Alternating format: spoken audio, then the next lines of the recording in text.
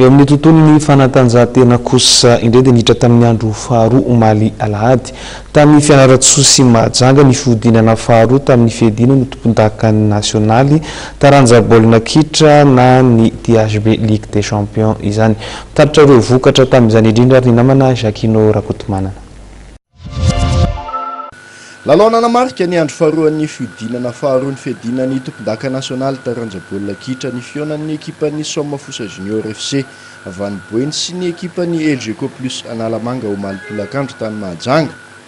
Tamin'izany no nivoahan'ny tompon-dakan'ny Boeny ho mpandresy tamin'ny Saharonoray. Niendrika famaranana mialohan'ny fotoana mihitsy ity lalao ity satria dia niady hatramin'ny farany. Ny ekipan'ny Sommafosa Junior FC nanokatra nisa tamin'ny alalan'ny Yvan teo amin'ny minitra 17.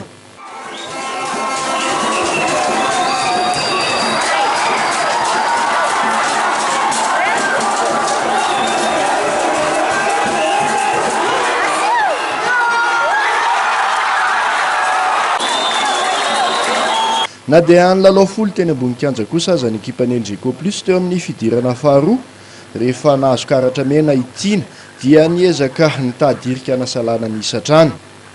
Nisy vokan'izany teo amin'ny minitra 17 rehefa nadaka ny lohan'ny Dino tao anatin'ny faritry ny 9 metatra isatatra ka nahazo penalty ny mpifanandrina taminy. Penalty izay tafiditra Zola Somatsara. Tany amin'ny minitra 19 nefa dia notapahan José Alain ny hafalian'ny LGK Plus rehefa anatafiditra baolina faharoan'ny ekipa ny tirakiraky ny Sommafosa Junior FC ity. Naloha izay ihany koa dia tamin'ny segondra farany vao nahazo ny fandresena 3-0 nanoloana ny ekipan'ny FC Joel ny ekipan'ny RTS Jet Madava ny Itasy. Efa nitarika tamin'ny Saharono ohatra nefa ny ekipa tompon-daka lefitra Itasy tamin'ny alalan'ny baolina roa tafiditra tsito.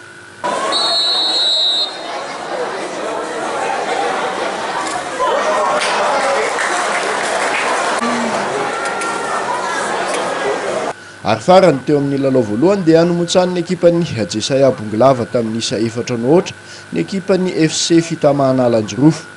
Hatreto aloha zany dia mbola mitarika vonjy-maika hatrany ny ekipan'ny RTS Jet Mada Itasy any amin'ity vondrona amin'ny lalaoan'ny Mahajanga ity. Manaraka azy io kosa ny ekipan'ny Sommafosa Junior FC. Tsy mbola misy ekipa afaka mitompo teny fatratra ho tafiditra amin'ny poule des As nefa any amin'ity vondrona ity noho ny fiovaovan'ny vokatra. Voaporofo tokoa fa poule de la mort ny milalao any Mahajanga. Ty zao kosa ny vokatra tany Fianaratsoa. Ny Knapsa Sport Itasy nanamontsana ny ekipan'ny AS Komato Iorombe tamin'ny isa 4-0. Ny ekipan'ny FC Vakinakaratra nandresy ny DCF Fort Dauphin Anosy tamin'ny isa 2-0 ary ny tana formation Analamanga sy ny Zanakala FC Matsatra ambony ny saraka Adsala Rainoray. Ny alarobia avy zao moa nanatanterahana ny andro fahatelo amin'ity fiodinana faharoan'ny THB Ligue des Champions ity. Dia iny vaovaon'ny fanatanjahantena koa ry mpijery ajaina no manakatona ny fampalalam-baovaontsika tamin'ity alina ity. Soarany isika tany tokantrano tany nahitra anjery hatramin'ny farany. Magnio fotoananao izay atao amin'ny sampana fampalalam-baovaon'ny fahitalavitra matv eo amin'ny rahampitso indray. Veloma tompoko lahy, veloma tompoko vavy.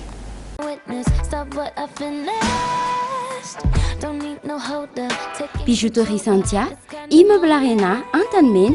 Nanolotra anao teo vaovao.